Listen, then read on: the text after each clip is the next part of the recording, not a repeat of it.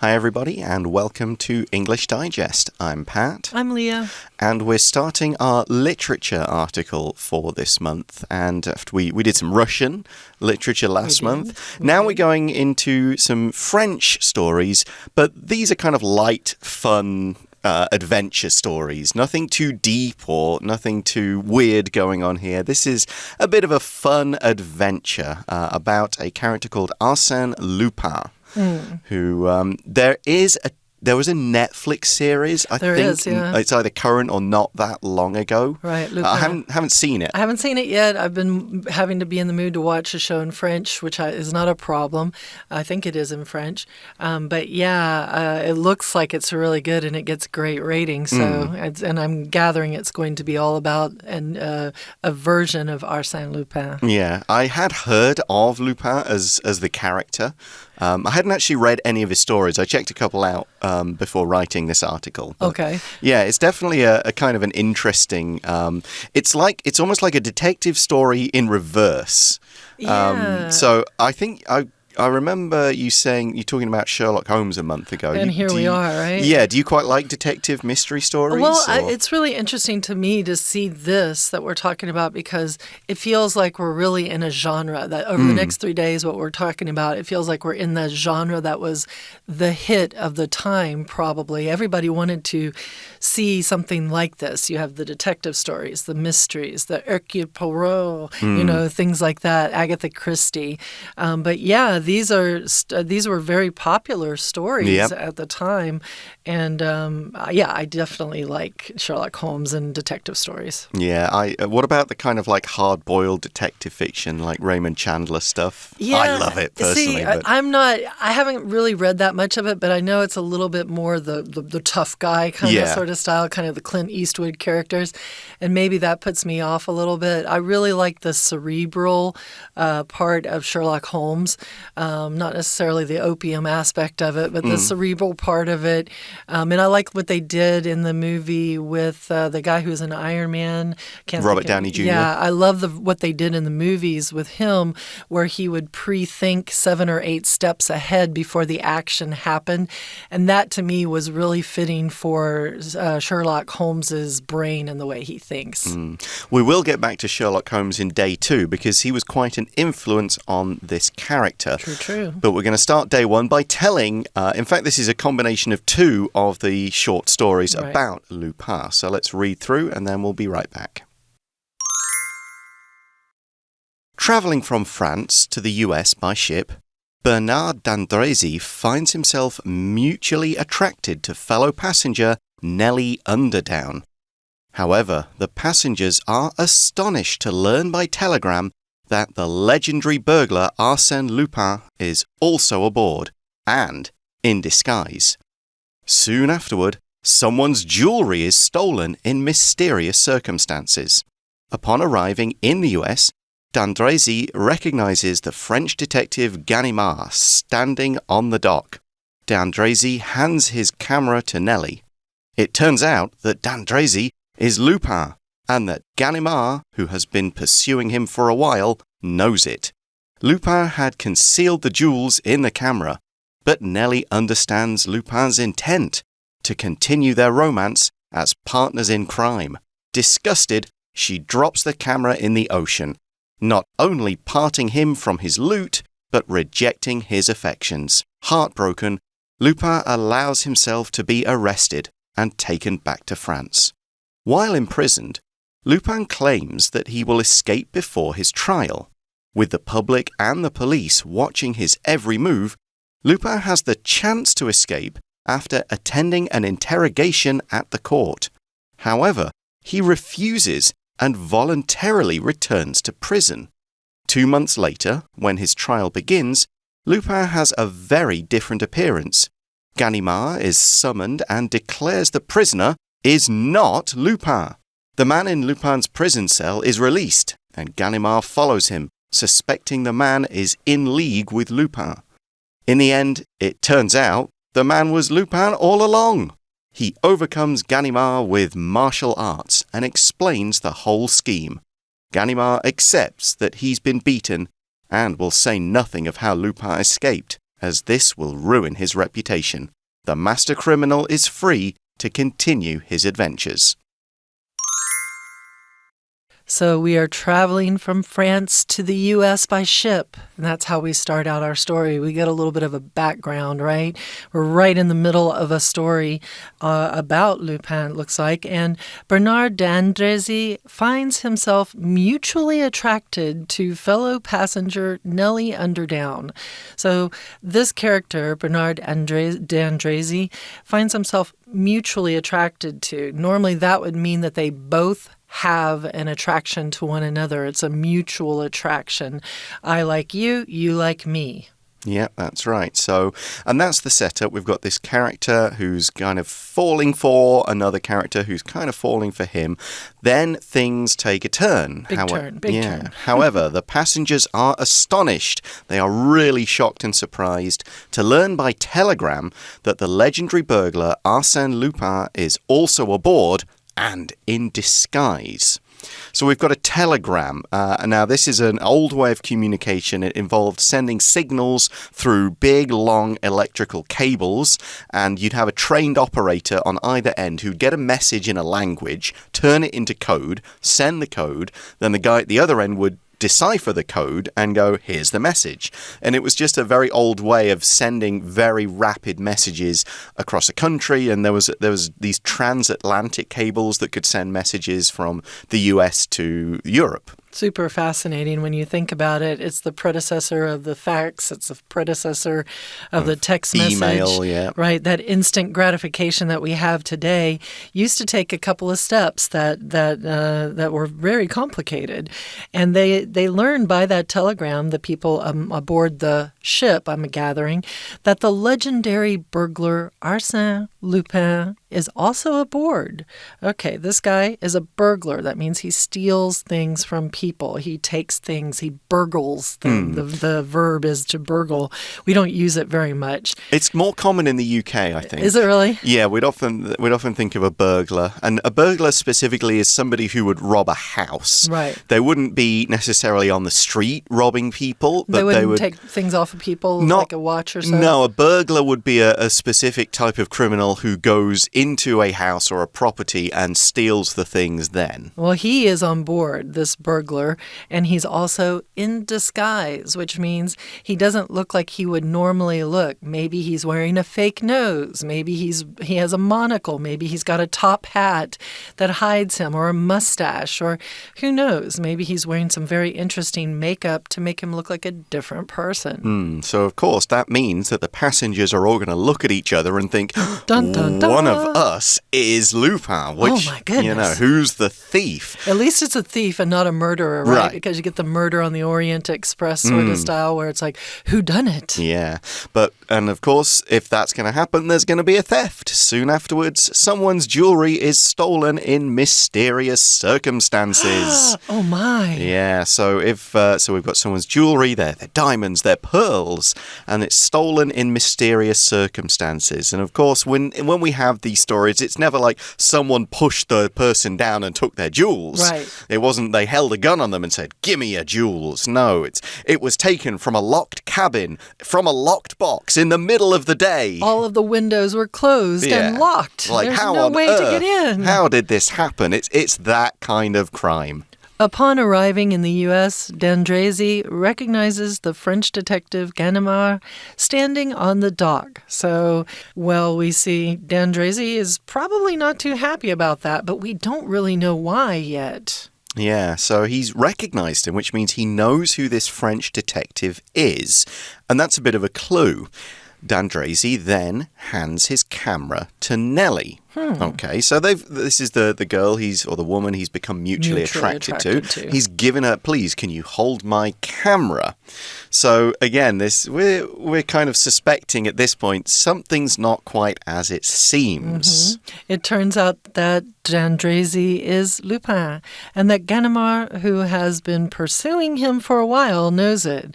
So we find out that d'Andrézy is our burglar. Wait a minute, hang on. And Ganimard, the French detective, has been pursuing him. So he's been chasing him. He's been trying to catch him, find him, capture him, take him to jail. And Ganimard knows D'Andresi is Lupin. So, what's the business with the camera?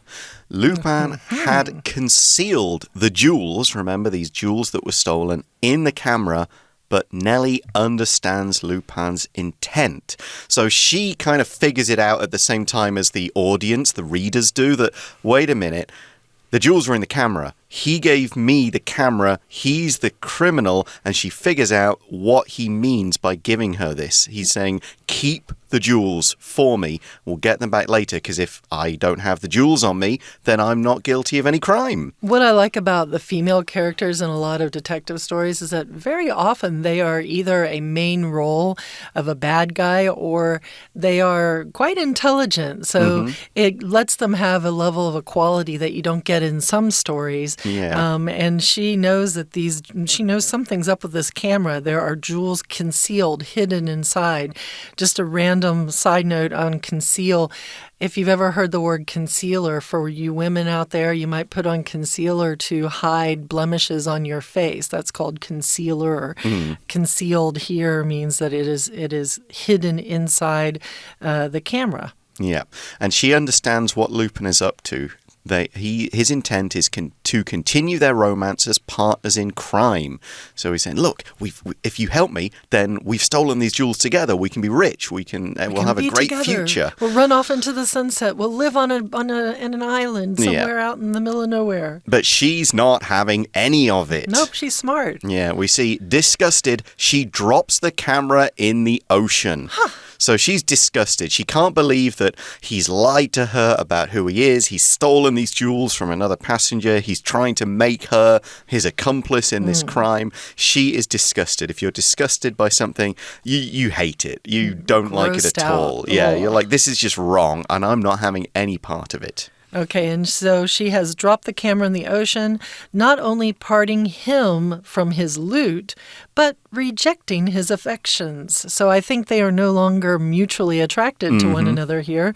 So she parted him from his loot. That means to remove him or separate him from his loot. His loot here would be the jewels. It's the stuff he's stolen. It's his collection of stolen goods. That's his loot. It's a great word, isn't it? Yeah, it's loot. A fun word. 4 little letters, right? Yeah. But she also, in doing this, has rejected his affections. So he has said, he maybe hasn't said it, but he has intimated, he has kind of hinted that he's in love with her, he's interested in her, they can do things together in the future, they can be together.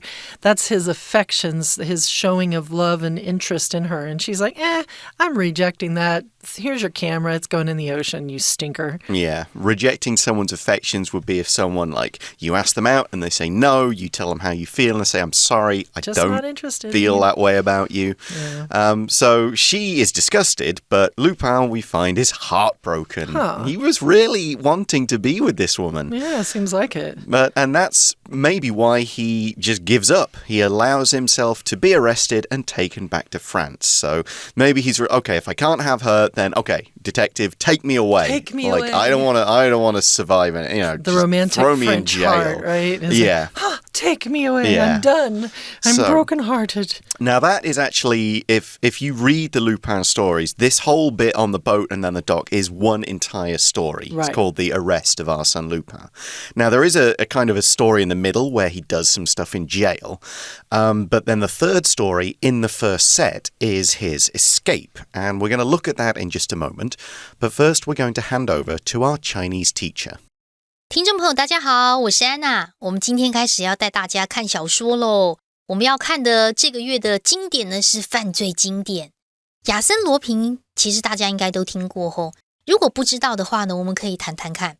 这个亚森罗平啊，他是一个侠盗绅士哦，他很聪明，然后呢精于易容术，重点是他劫富济贫诶，而且他是传奇窃贼，然后他又冒充很多不同的这个角色。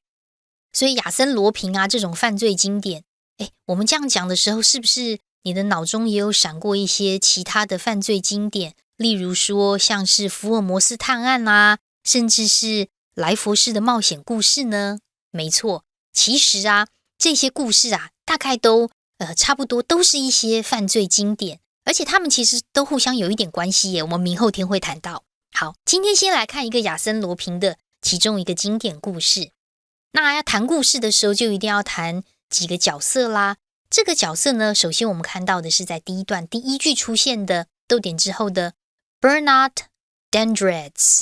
好，这个 Bernard， 然后他在船上认识了一个漂亮的美女 Nellie Underdown。Nellie， 那故事是这样子的，除了 Bernard 跟 Nellie 这两个主角之外，他们是同船的乘客，他们刚好要从法国乘船前往美国，然后他们在船上认识嘛，就互有好感。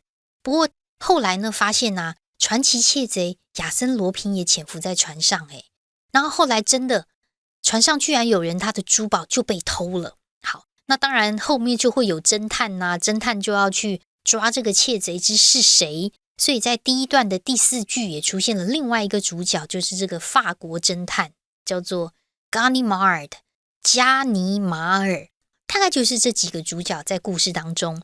好，我们又回过头来，总而言之呢，从法国乘船到美国， Bernard 跟 Nellie 互有好感，然后后来呢，发现亚森罗平也在船上，可是珠宝就被偷了。在这里啊，我们特别先注意一下第一段第1句，这是一个分词构句哦。 Traveling 之前省略了 when he is 这3个单字，当谁正在旅游的时候呢，逗点之后才是分词构句，这个分词 traveling 真正的主词，逗点之后就是他，就是我们的主角 Bernard。 好，所以当他正在船上旅游的时候，他就发现他跟 Nellie 互有好感，然后2个人就开始交往啦。但是为什么说故事一定一直要用分词构句呢？因为句子的简化会让整个文章是很流畅很紧密的，不会有很多的字句连接词主词动词卡在那边，所以分词构句这个句子简化在高中英文当中是很重要的一个句型结构。因为我们等一下在这个故事当中呢，还会一直不断看到分词构句。例如说，我们会在第一段的第7句跟第8句也会看到分词构句。不过中间呢，我们刚刚讲到这个在船上啊，这个珠宝被偷，然后怎么样呢？被偷了之后，船一抵达美国，码头上有一个法国侦探 Ganimard 就在那边等了。就后来居然怎么样呢？ Bernard 居然把手上的相机直接交给 Nellie。 原来事实是这样子，原来这个 Bernard 就是亚森罗平，他偷了珠宝，而且藏在相机当中。你想想看，如果你是 Nellie， 然后拿了一个并不是你偷的东西，是不是感觉很糟呢？所以 Nellie 就觉得很讨厌，这个心情不好，觉得这个状况不好，所以他就拒绝亚森罗平的爱慕。那当然亚森罗平就伤心欲绝啊，因为他真的蛮喜欢 Nellie， 居然他还自愿被捕我们来回过头来看一下英文的部分，在第一段的第5句这个地方， It turns out that 这边先把它划线起来，因为当我们在说故事的时候，讲到故事最后发展如何，假设故事的结尾跟原本预期是不相符的时候，英文通常会用 It turns out that， 或者是 It turned out that， 时态就看你是用现在还是过去。结果居然如何如何，所以这个居然的中文翻成英文的话，用这个句型是最棒的。这个故事结果居然是怎样？ It turns out that。 那你说为什么在这个故事明明事情都发生，还要用现在式不用过去式呢？因为当我们描述的故事，如果它是一个小说或者是电影的情节，它是可以重复被人观看的。那这个时候我们在描述故事情节的时候，就可以直接用现在式。如果你跟对方说话，或者是在作文当中举一个过去自己的实例，那个时候针对某个过去事件，当然就会用过去式啊。好，那最后面在这边还是要提醒大家，在第一段最后2句话的7跟8也是分词构句哦。第7句的 disgusted 被动有没有？觉得很恶心，觉得很恶心是谁呀？逗点之后的 she 才是主词，所以这个 she 就是 Nellie。 Nellie 觉得很恶心。好，第8句 heartbroken 被动，心被弄碎了，谁心被弄碎？逗点之后 Lupin 就是罗平，罗平的心碎了，所以他就自愿被捕咯。We'll take a short break and then we'll be right back with part 2.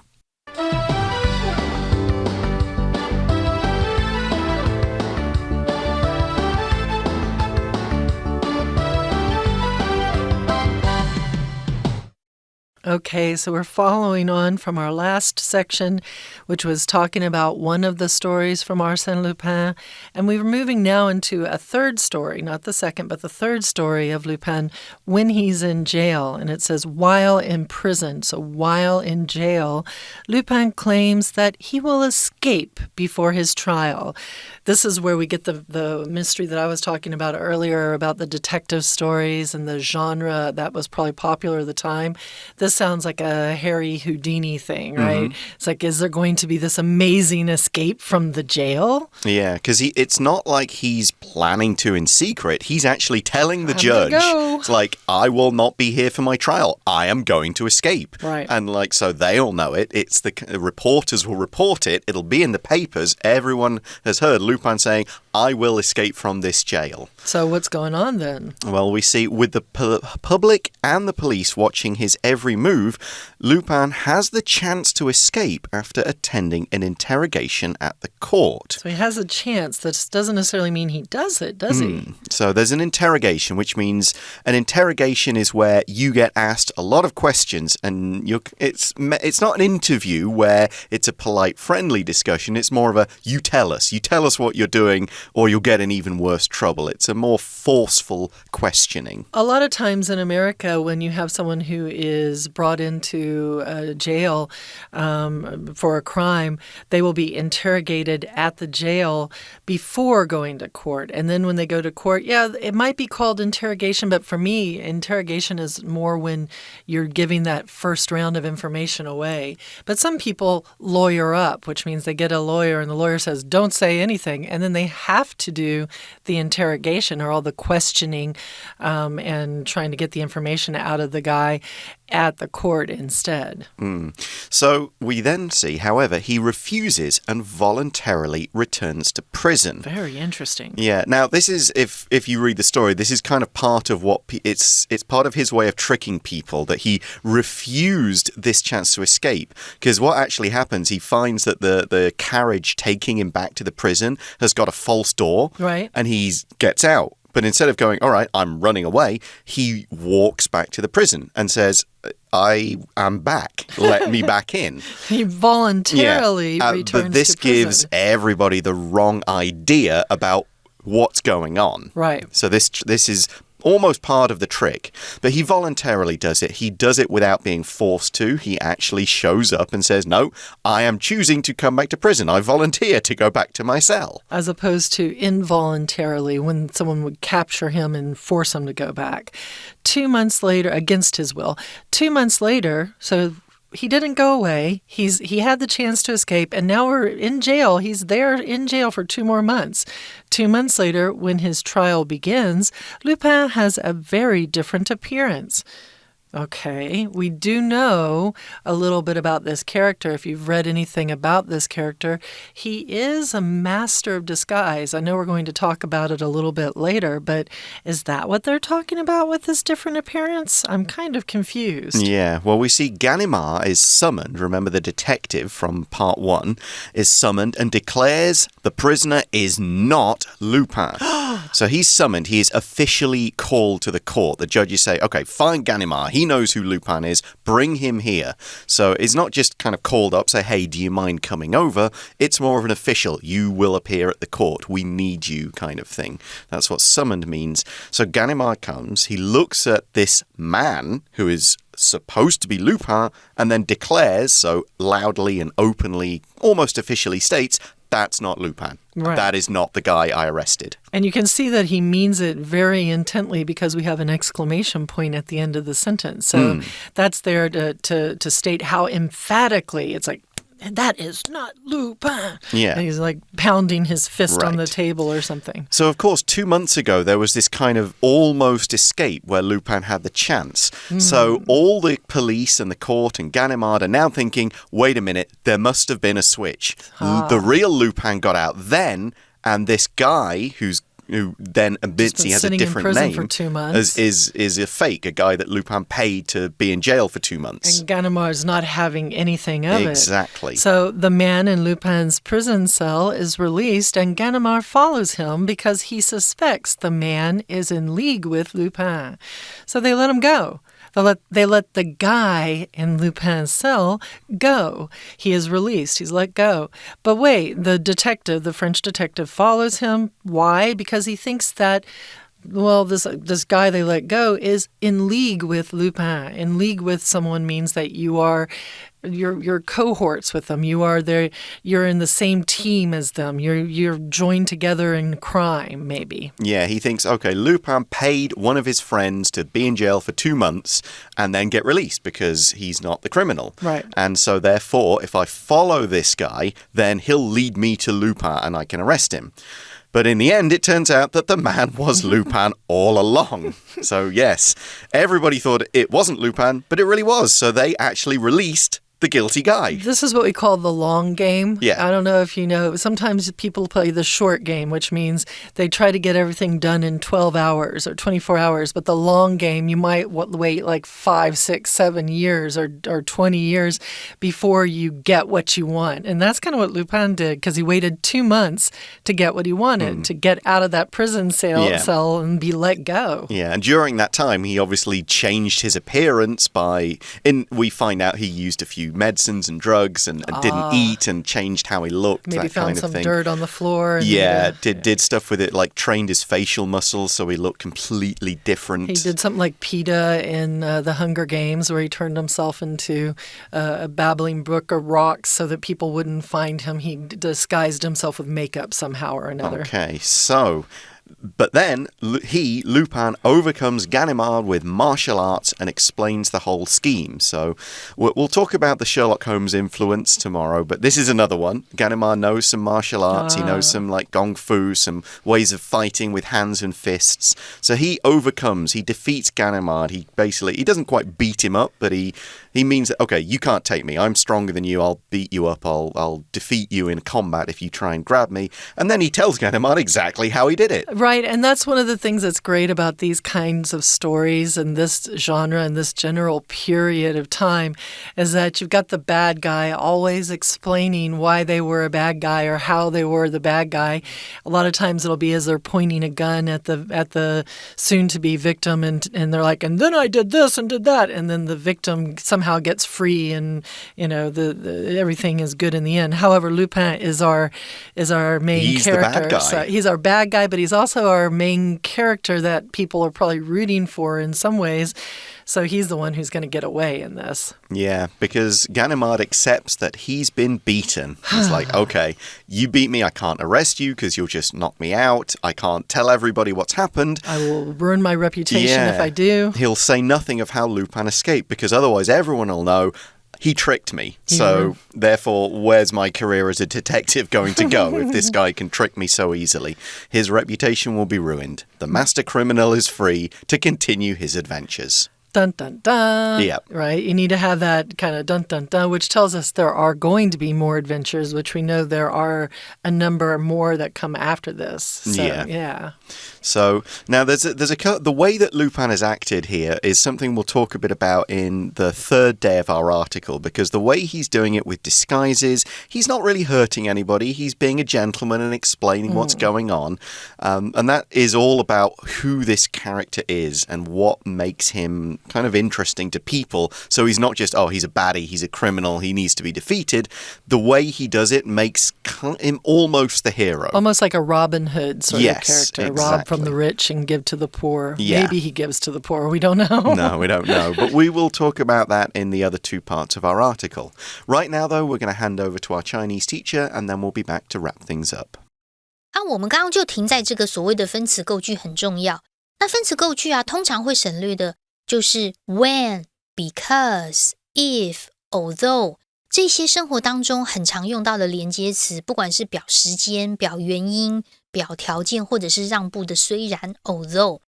那有时候我们看到分词构句句子被简化之后，并不太清楚作者到底省略的是时间、原因、条件或者是让步。这个时候连接词甚至还可以保留起来耶。比如说，我们在第2段的第1句这个地方 while imprisoned， 这里就是连接词保留的分词构句。你看字面上是当被监禁的时候，谁被监禁啊？逗点之后的 Lupin 罗平才是真正的主词。可是如果我今天句子还原，我不做分词构句的话，其实句子完整应该是 while he is imprisoned。 那这个时候作者是因为希望大家不要去误解这里的连接词可能是原因、条件或者是让步被删掉，所以保留了 while。 那这个时候读者是不是觉得很困扰呢？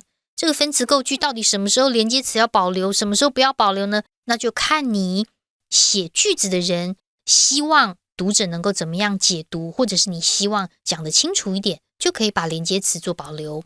那最后来怎么样呢？我们赶快看一下故事。后来罗平就先被关到狱中嘛，可是罗平说我审判之前我就会逃哦。后来审判开始的时候，大家就发现这人长得好像不太像罗平就把这个男人给释放了。不过这个侦探法国侦探 Ganimard 就尾随他，因为他觉得这个人可能跟罗平联手，结果居然还发现那个男人居然一直都是罗平，因为他又用易容术了。好，我们最后第2段来看一下这里的第6句哦。这边第6句也有分词构句。我们第6句看到的分词构句，除了逗点之后的 suspecting 还原的话，应该可以成为 because he suspects， 因为侦探怀疑那个男人就是跟罗平联手，所以 Ganimard 就 follows him。 这边的 follow 跟 suspecting 就是产生了一个句子的简化。 suspecting 还原就是 because he suspect， 因为他怀疑。那后来到底是结局如何呢？其实亚森罗平是主角嘛，所以他一定会赢啊。不过 Ganimard 也承认自己被打败了，而且表示不会提及罗平是怎么样逃脱的。然后故事呢又再继续。好，我们明天开始还要再跟大家多谈一些犯罪经典。我是 Anna， 我们明天见。So that's an example of a couple of the Lupin short stories. We can see kind of how he goes about his business, and it's a light adventure. There's not a lot of deep themes to go into, but there's a lot of fun to be had. A lot of fun, and I do like the powerful female character too, who turns him down and says, you're not good enough for me. Yep, not having any of that. So in the next couple of days, we'll talk about the origin of Lupin. We'll talk about the influence that kind of created him and the influence that he's had. But we're done for today. Thanks for listening. For English Digest, I'm Pat. I'm Leah. And talk to you again soon. Bye. Take care.